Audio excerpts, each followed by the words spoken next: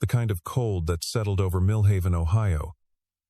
That December wasn't the polite kind. It didn't knock before it entered. It pushed through the cracked window seals, crept under the apartment door, and found every thin spot in every blanket Ethan Calloway owned, which, by last count, was 2. He was 34 years old, and he walked home from his second job most nights because the bus fare was $2.50 each way. And $2.50, multiplied by the number of days in a week, added up to something he couldn't afford to be casual about. Not anymore. Not since the divorce. Not since the hospital bills. Not since the world had quietly rearranged itself into a place that seemed designed specifically to test how much a man could carry before his knees gave out. Tonight the snow was coming down sideways. Ethan pulled his collar up and tucked his chin low and walked. His boots had a crack along the left sole that let in cold water whenever he stepped on ice. So he'd learned to walk with a slight lean, favoring his right, which gave him a gait that his daughter Lily had once called the penguin walk. She'd laughed when she said it, the kind of laugh that came from deep in her stomach, and he'd laughed too, because there was nothing else to do, and also because she was the funniest person he knew. Lily was 6. She had her mother's dark eyes, and his grandmother's stubborn jaw, and a way of looking at the world that made Ethan feel, on his worst days, like maybe things were going to be okay. She was at Mrs. Adler's place tonight, the retired school teacher 3 doors down who charged $12 for the evening, and who always sent Lily home with a piece of chocolate wrapped in a napkin, and a small note that said something like, "She asked very good questions tonight." Mrs. Adler was 71, and moved slowly, and smelled like lavender, and Ethan trusted her completely. He turned onto Brennan Street, and the wind hit him full in the face. The neighborhood was the kind that real estate listings called up and coming, which was a polite way of saying that the good restaurants hadn't arrived yet but the rent had. He'd moved here after the divorce because it was what he could afford, and he'd stayed because Lily had made friends with the girl across the hall, and because moving again felt like one more defeat he didn't have room for. The apartment was on the 3rd floor. The elevator was broken, had been broken for 4 months. Ever since someone had forced the door and bent the mechanism, and so he climbed the stairs in his wet left boot and thought about the heating unit, which had been making a sound lately like an old man clearing his throat, and about the rent, which was due in 6 days, and about Lily's winter coat, which was a size too small and starting to show it. He was thinking about all of this, his head bent against the wind as he turned the corner onto his block, when he saw her. She was on the sidewalk, maybe 20 feet from the entrance to his building. Not standing, not sitting.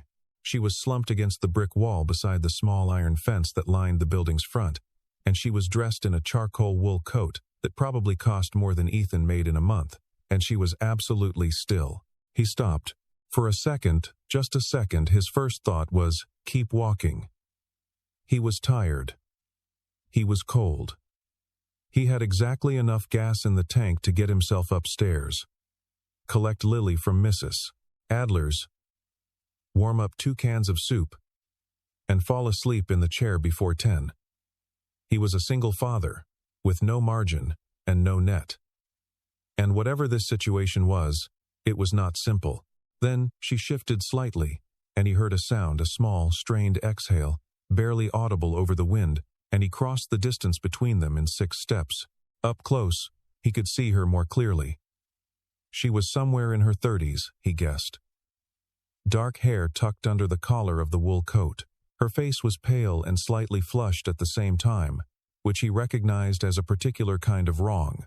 On her wrist, catching the yellow light from the street lamp, was a watch that was the color of old gold and wore the quiet confidence of something that had never needed to announce its value. Her purse was still on her shoulder. She hadn't been robbed. "Hey," he said, crouching beside her. "Hey, can you hear me?" Her eyes opened slowly, like someone surfacing from deep water. She started, and stopped. Her voice was thin.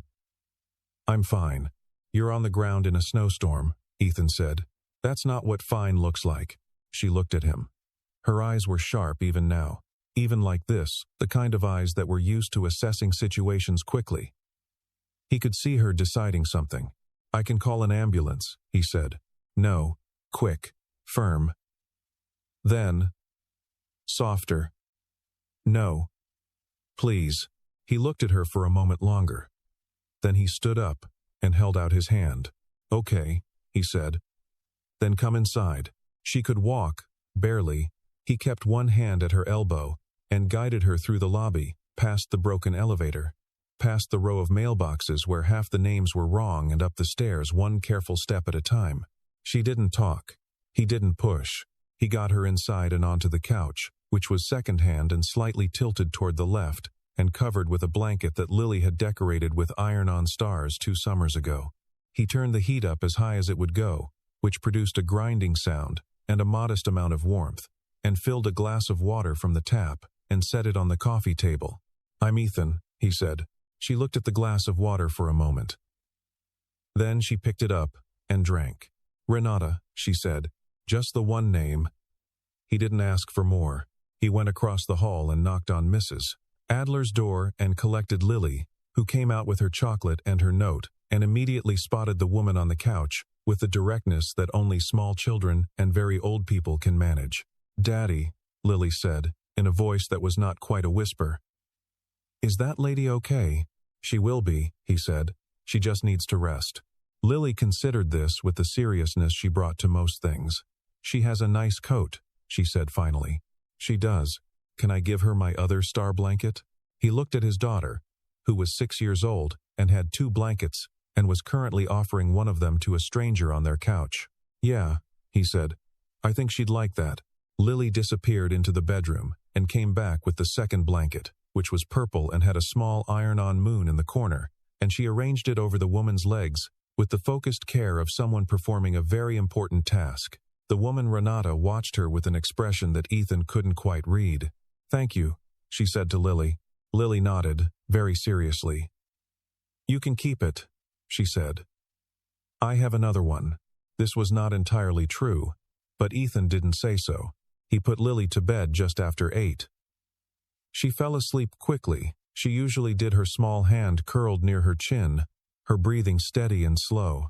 He stood in the doorway and watched her for a moment, the way he did most nights, because there was something about watching your child sleep that reset something in you, some counter that had been running too high all day. Then he went back to the living room.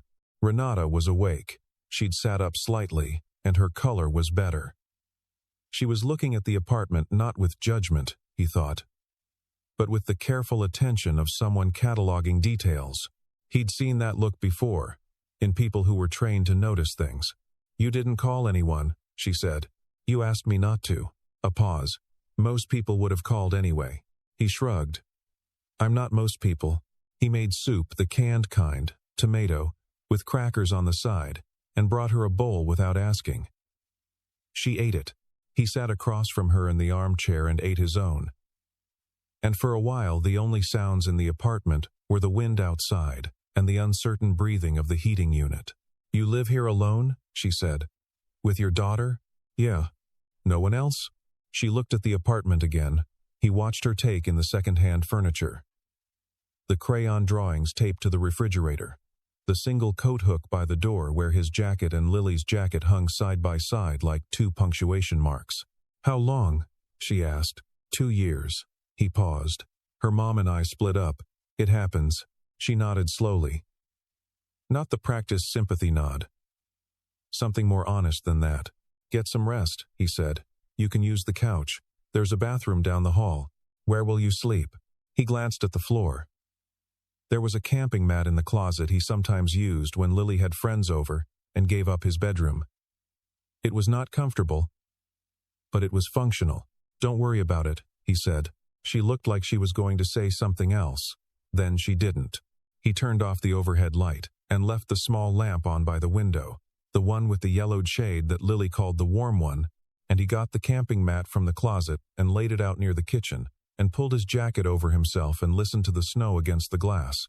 At some point during the night, he didn't know when he woke to the sound of her breathing. Steady now, normal. And he lay there in the dark and thought, she's going to be fine. Then he went back to sleep. He woke at 5:40, which was when his body had learned to wake, regardless of how little he'd slept. And he folded the camping mat quietly and started the coffee. The machine was old and took a long time, and produced a result that was serviceable rather than good, but he had learned not to be snobbish about coffee. There were worse problems.